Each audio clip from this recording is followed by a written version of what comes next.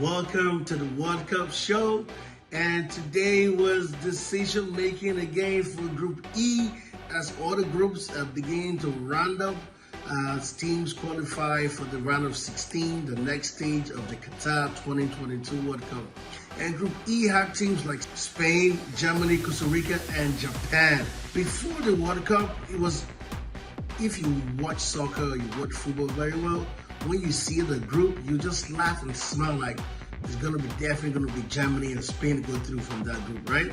It doesn't matter who the other is, even though Spain tops or Germany tops, but definitely gonna be Spain and Germany to qualify for the next group. But the beautiful thing about this game, especially the modern game, is that anything can happen. That's why soccer is the greatest sport in the world.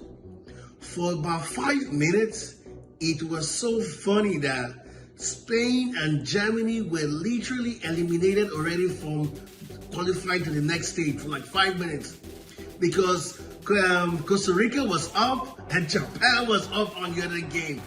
Who would have thought in your wildest dream that that day would ever come? It was this close to happen today.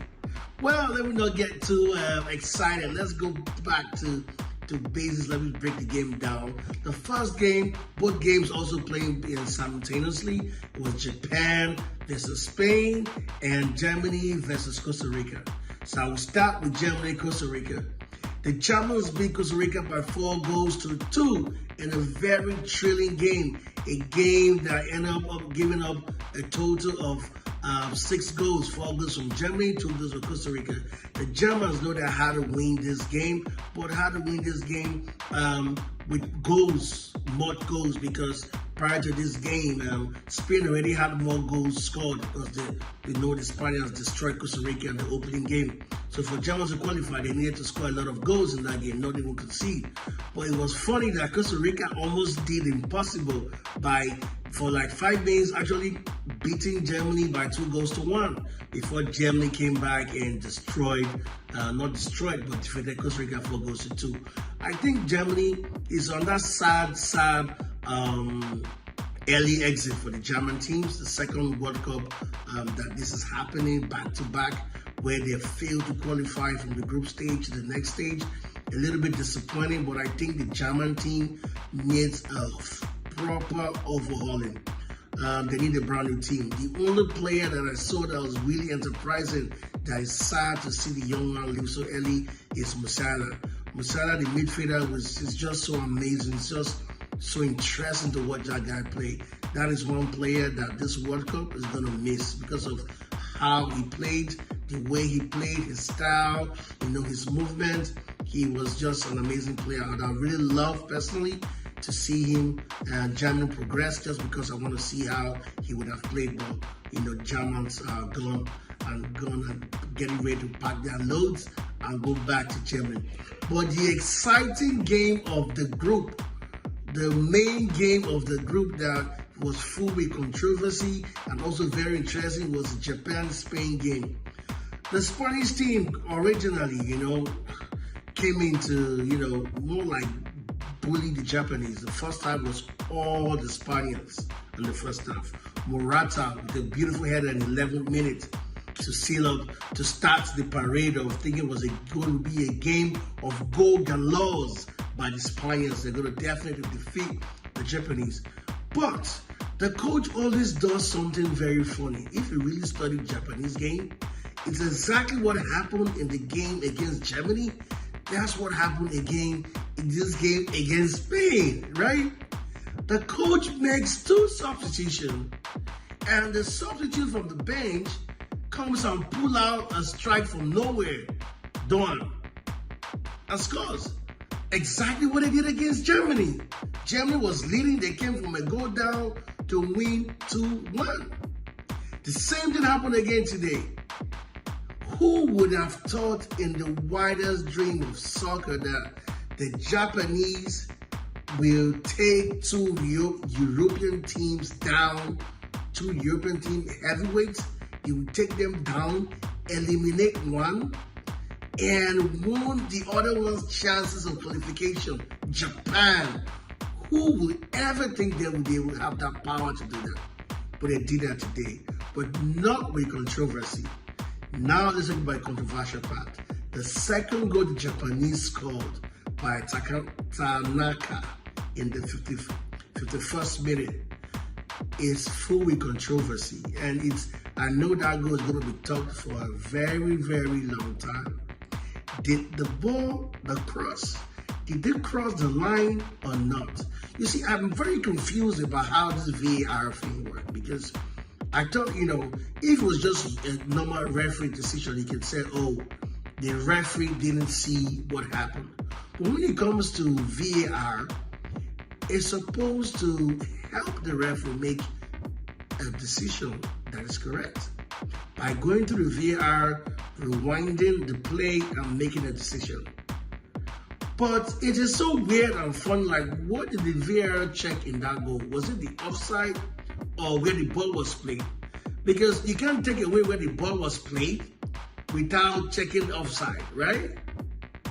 The ball came from the ball that's crossed the line already. Was very clear that ball was kicked from outside the line.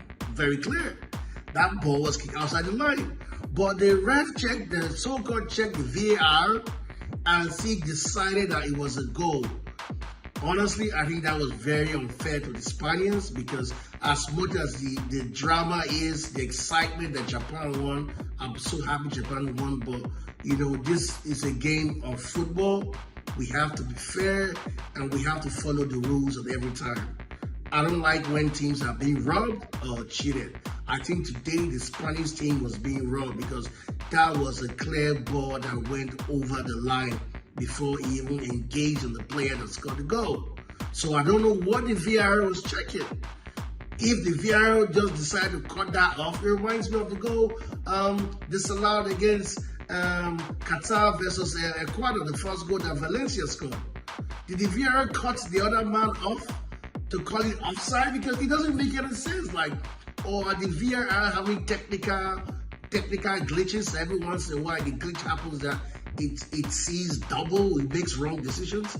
I think those VARs need to be looked into, because some of the decisions VAR have made have been very wrong, and this one in this case was very wrong. But regardless, it's part of the excitement of the game, it's part of the drama, it's part of everything that makes this game great. The mistakes is part of what makes it interesting, right? Good. So at the end of the day, it was Japan that topped the group with a total of 6 points after beating Germany and Spain. This Japanese team have to be a team to be feared, because for you to beat Germany and Spain in the same competition, two teams that originally, before they come into the tournament, they're already favorites to win it.